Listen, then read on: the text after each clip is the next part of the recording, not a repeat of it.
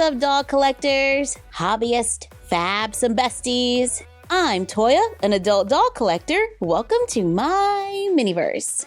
Have you ever heard of whipped paint? I haven't, and I just saw it in the craft store. Roll the footage! I was walking around Michael's, and I ran across whipped paint. It says, add texture with whipped paint. Great for realistic icing on your faux treat creations. Well, that looks cool. Looks like a single tube of whipped paint is $1.99. There's a starter pack for $4.99 with whipped paint, and then we have gel and pearlescent. There are little projects where we can make hair clips and keychains. They even have cups and cupcakes. Okay, love that.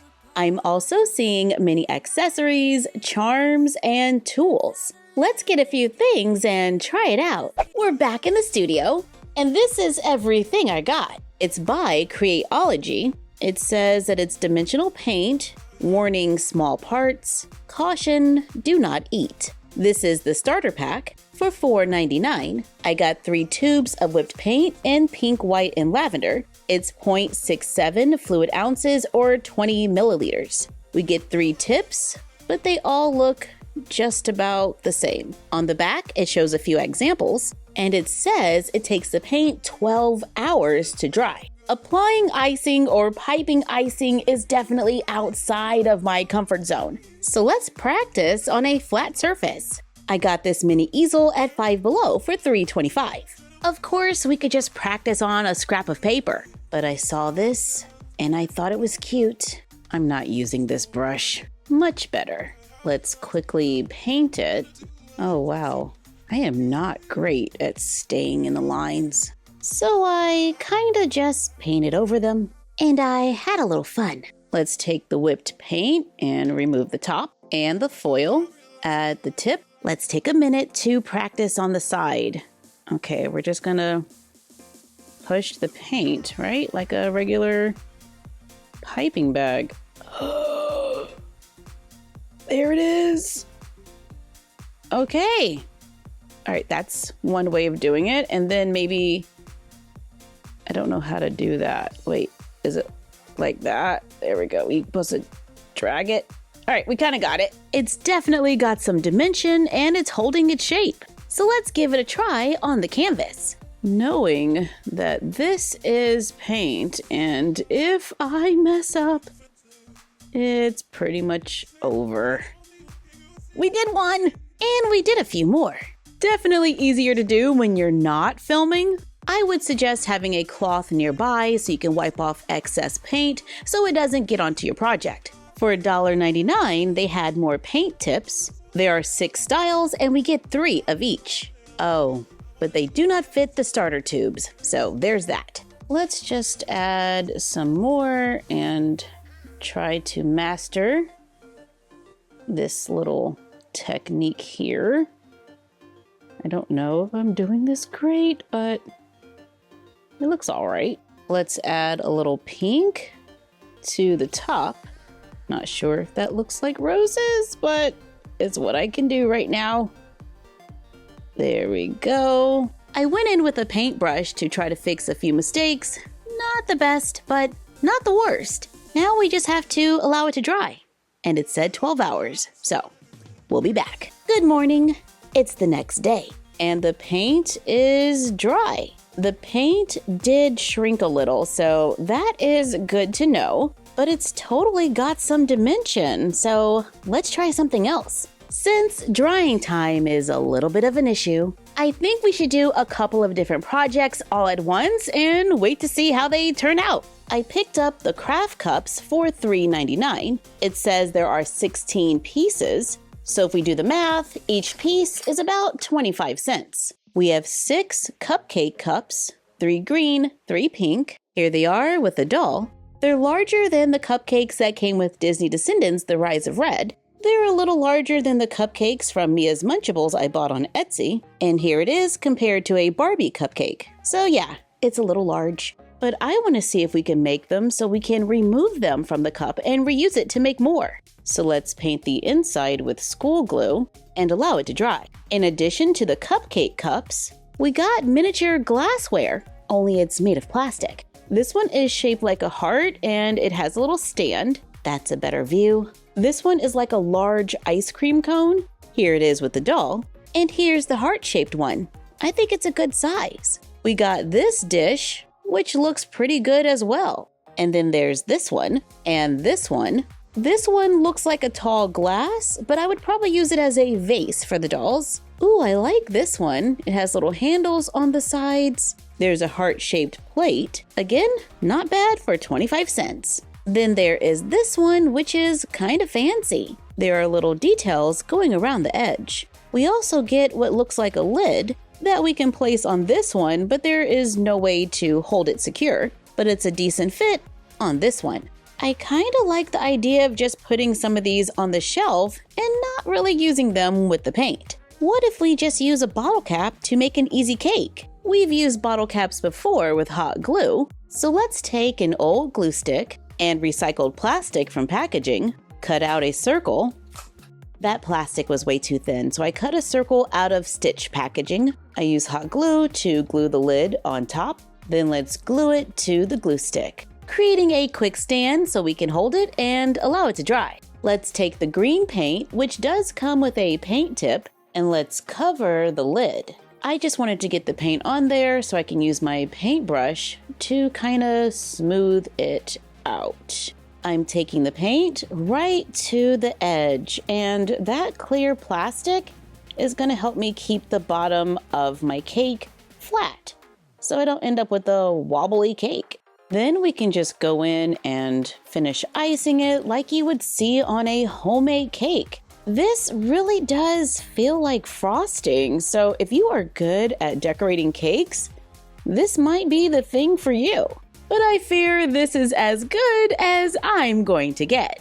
Now let's use the pink paint to add some details to the top. All right, not terrible. I continue going around. I added more around the bottom, and I should probably stop here. I'm thinking that it might be a good idea to allow things to dry between layers, because it's very easy to just mush it all together. Our cupcake cups are dry, so I'm going to fill it with hot glue.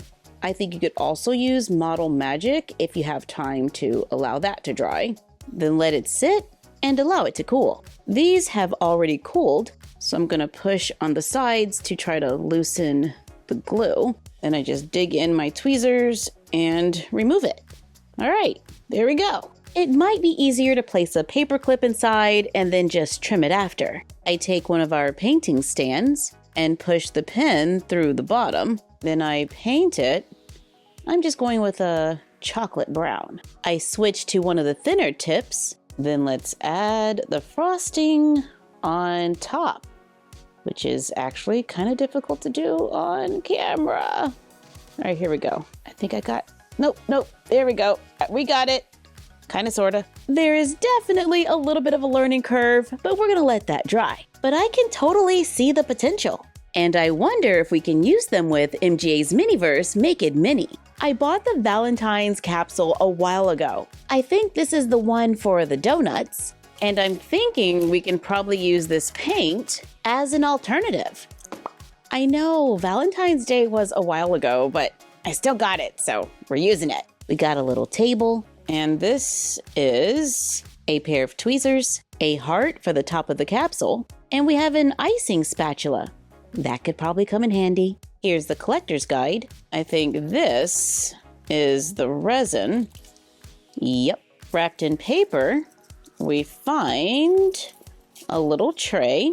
It's a little red tray. It looks like a basket. That is kind of cute. And it has a small piece of paper on top. There's a small box with the donuts. We get 3 and they're shaped like hearts. We get 2 with a little donut hole in the center and 1 without. In the last bag, we find food dye and a nozzle and a bag of red velvet crumbs. I'm taking some of the frosting, or whipped paint, and applying it right to the donut and just spread it around. All right, 1 down, 2 to go. I kind of love this because I don't have to be super great at piping it on. I just spread it around.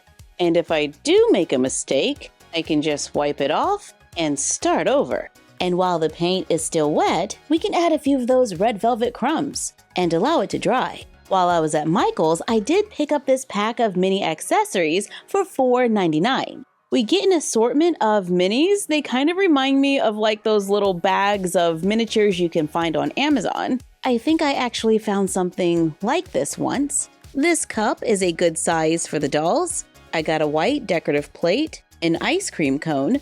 This one's like a heart-shaped chocolate waffle. I like this little cookie sandwich and this little unicorn cookie. While some items are a good size for the dollhouse, I also got a few that are not so much. They are intended for us to use them with our creations, but scale varies, as well as detail. We also get a few miniature beads and other items that we can use to decorate with as well. Since I already have the pink paint open, I turned another plastic cap into a cake, and this time I didn't bother with the plastic because you can just clean it off at the end. Then we can just add a few of these to the top.